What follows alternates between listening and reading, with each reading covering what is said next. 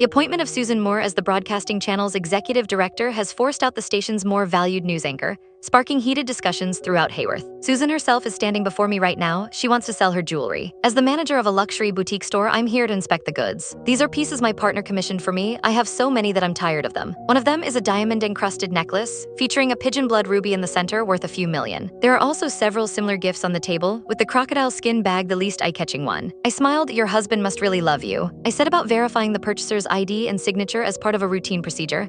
However, I freeze in place at the sight of the name. I'm not his wife, she replied, bringing the coffee cup to her lips. We're just each other's first loves. He said he missed out on 15 years of my life, so he gave me 15 gifts. Isn't that romantic? It is romantic indeed. However, it's my father's signature. For 30+ years, I assumed that my father was a dull man who had never once surprised my mother. Susan Moore glanced up with an ambiguous smile when she noticed my stunned expression.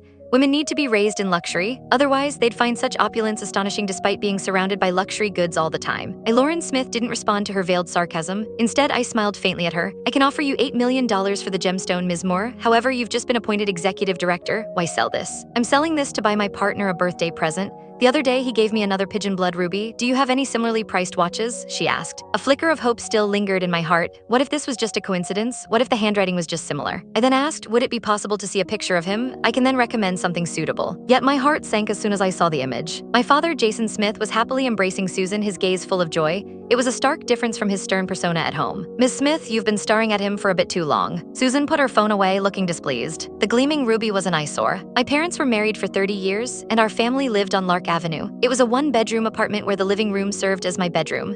The three of us barely had the space to move around in this tiny, 215-square-foot apartment at the same time. Yet the same man could afford to buy Susan so much expensive jewelry, while my mother only had a plain, misshapen ring. I was simply marveling at his devotion. He's been faithful to you for so long, I said. Susan laughed dismissively. I knew he started a family after I left, but I don't care. Love and responsibility are two different things. While I was abroad, I joked that he was not macho and only rich. Can you guess what stupid thing he did? I didn't have to guess. A simple joke made by Susan resulted in him pretending to be poor for 30 years, never once helping the family. And because of her coquettish pleading, he immediately reverted to his true self and gave her the best of everything. Her current luxury apartment and job in broadcasting were both given to her by my father.